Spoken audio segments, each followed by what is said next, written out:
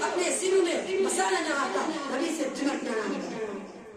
دوستو، حضرت مولانا قاسم نانوتوی رحمۃ اللہ علیہ کی ہستی سے کون نواقف ہے؟ انہیں کون نہیں جانتا؟ جو علماء دیوبند کے سب سے بڑے لیڈر، سب سے بڑے قائد اور سب سے بڑے رہنما ہے۔ جب بیت اللہ حج کرنے جاتے ہیں تو اس نبی سے سرسار مولانا قاسم نانوتوی رحمۃ اللہ علیہ مدینہ سے ساتھ ملتے رہی اپنا جوتا اتار لیتے ہیں۔ کسی نے کہا حضرت یہ پتھریلی زمین ہے، پیروں میں پتھر لگیں گے، یہ پیروں میں تکلیف ہوگی۔ فرمایا کہ پتھروں کی کوئی بات نہیں، سکم کی کوئی بات نہیں، میں جوتا اس لیے اتارتا ہوں کہ شاید آج سے 1400 سال پہلے اس زمین پر رسول اللہ صلی اللہ علیہ وسلم کے نبوت والے قدم آئے ہو۔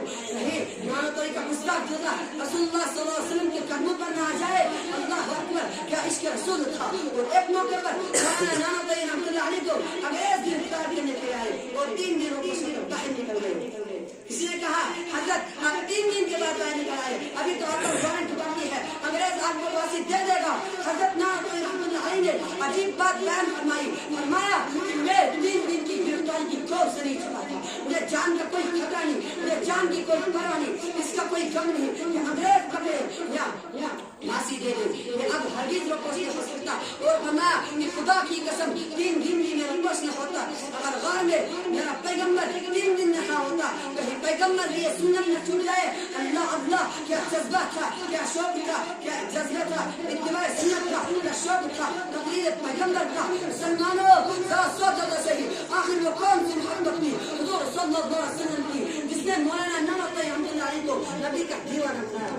قاسم نانوتوی رحمۃ اللہ علیہ حضور صلی اللہ علیہ وسلم کی شان میں مدینہ منورہ میں عجیب اشعار کہتا ہے۔ حضور صلی اللہ علیہ وسلم کے روزے کے باہر کھڑے ہیں، کسی نے کہا اندر نہیں جاتے، فرمایا ابھی اندر جانے کی اجازت نہیں ہے۔ جب اندر گئے تو مسکراتے ہوئے باہر آئے۔ کسی نے پوچھا کہ کیا ہوا؟ فرمایا کہ میرے آقا کا مجھ پہ اتنا کرم تھا، میرے آقا کا مجھ پہ اتنا کرم تھا کہ بڑھ گیا دامن پھیلانے سے پہلے۔ یہ اتنا کرم کیوں؟ یہ کیا سلسلہ ہے؟ یہ اتنا کرم کیوں؟ یہ کیا سلسلہ ہے؟ نشہ رنگ لایا ہے پھیلانے سے پہلے۔ اور حضرت نانوتوی رحمۃ اللہ علیہ نے روزے کو خطاب کر کے کہا تھا، ہزاروں بار تجھ پر اے مدینہ میں فدا ہوتا ہوں، ہزاروں بار اے مدینہ تجھ پر میں فدا ہوتا ہوں، جو بس سرتا مر کر کے نہ کس سے میں جدا ہوتا۔ شہداء رسالت کے پروانوں قطب عالم حضرت مولانا رشید احمد گنگوہی رحمۃ اللہ علیہ کے اشترابی کو ان الفاظ میں بیان کروں جن کے رگ و ریشہ میں شہنشاہ کونین کی محبت کوٹ کوٹ کر بھری ہوئی تھی، جن کا چلنا عشق کرتی،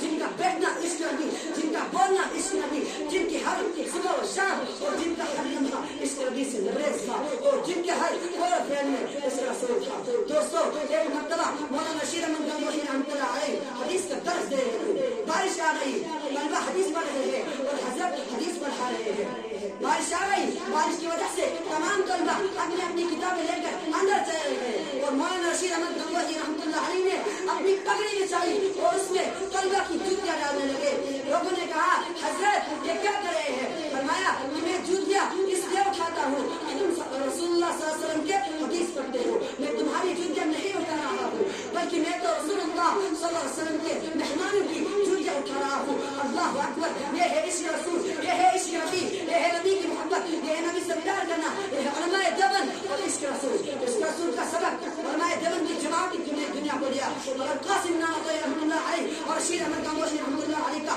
قافلہ ہندوستان کی سرزمین پر نہ ہوتا، خدا کی قسم ہمیں عشق رسول کا معنی سمجھانے والا کوئی نہ ہوگا۔ دوستو، آج کے اسلام دنیا میں عشق نبی کا دعویٰ کرنے والے ہم کو ہزاروں مل جائیں گے۔ اللہ کہنے سننے سے زیادہ